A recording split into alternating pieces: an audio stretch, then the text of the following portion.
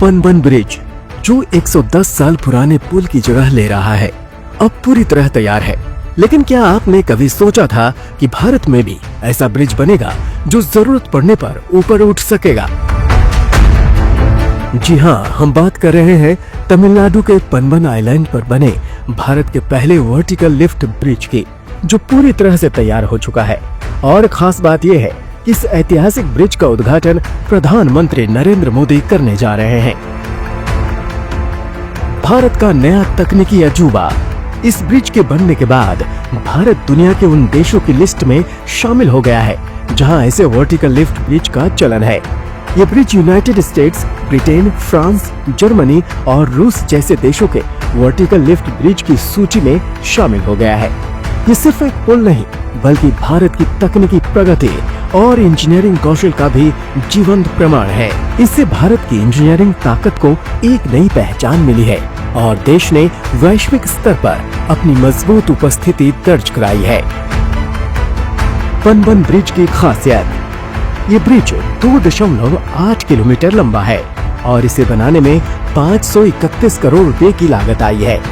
इसकी सबसे बड़ी विशेषता ये है कि जरूरत पड़ने पर इसका मध्य भाग 17 मीटर तक ऊपर उठ सकता है, जिससे बड़े जहाज आसानी से गुजर सके। इसे समुद्री तूफानों और तेज हवाओं को ध्यान में रखकर बनाया गया है, जिससे ये 100 साल से अधिक समय तक टिकाऊ बना रहेगा।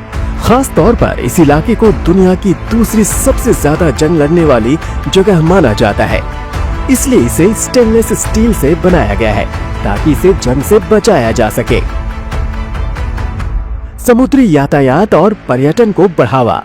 ये ब्रिज सिर्फ यातायात सुविधा ही नहीं, बल्कि भारत के समुद्री व्यापार और पर्यटन को भी नई दिशा देने जा रहा है। इसके बनने से रामेश्वरम आने वाले श्रद्धालुओं और पर्यटकों की संख्या में भारी वृद्धि होगी।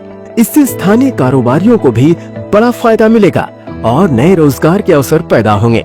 साथ ही ये ब्रिज भारत के दक्षिण भारत की कनेक्टिविटी को भी मजबूत करेगा।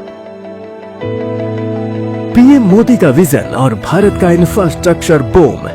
प्रधानमंत्री नरेंद्र मोदी के नेतृत्व में भारत में इंफ्रास्ट्रक्चर के क्षेत्र में ऐतिहासिक बदलाव हो रहे हैं। 2019 में इस ब्रिज का शिलान्यास हुआ था और अब ये तैयार होकर राष्ट्र को समर्पित किया जा रहा है। इस पुल का निर्माण आत्मनिर्भर भारत की दिशा में एक बड़ा कदम है, जो आधुनिक तकनीक और भारत की इंजीनियरिंग क्षमताओं को दर्शाता है। पनबन ब्रिज का ऐतिहासिक महत्व। ये नया ब्रिज 110 साल पुराने पनबन ब्रिज की जगह ले रहा है, जिसे ब्रिटिश शासन काल में बनाया गया था। पुराना पनबन ब्रिज भारतीय रेलवे का पहला समुद्री ब्रिज था, जो 1914 में शुरू हुआ था।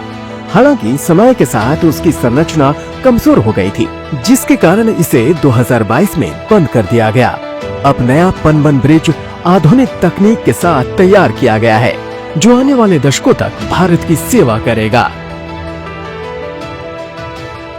रामनाथ स्वामी मंदिर का गौरवशाली इतिहास।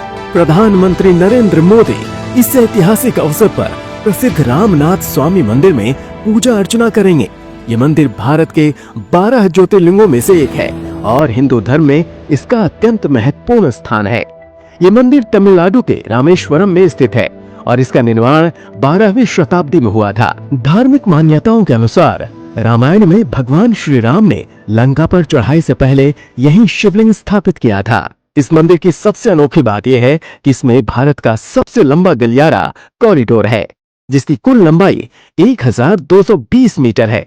इसकी भव्यता और वास्तुकला दुनिया भर के श्रद्धालुओं को आकर्षित करती है। मान्यता है कि यहाँ दर्शन करने से मोक्ष की प्राप्ति होती है।